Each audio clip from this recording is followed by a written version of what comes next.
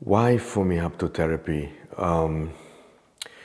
My journey started essentially going to a normal psychotherapist where there was a lot of intellectual introspection of all the issues that I thought that I had that I wanted to be resolved. But in that process of intellectualization, I was far away from my younger self, to be loved, to be touched, to be hugged.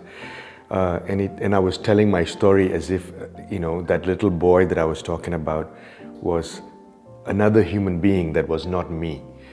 So I think on the first day of haptotherapy, when my therapist said, look, that little boy that you're talking about is you. And when you console that little boy, you need to realize that consolation is to your own self. It's okay that you went through all that stuff.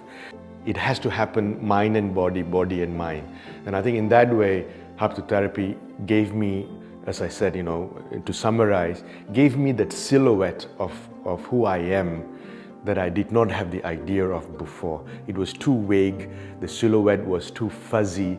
It's like you are walking in a misty Dutch morning. That's how it was before.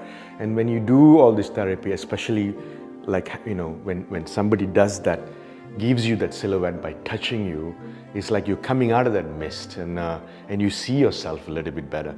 Of course, the journey may not necessarily end. It may take your whole life, but it is far easier to know where you are walking when you're outside of that mist. And I think that's the effect of haptotherapy that it had on me.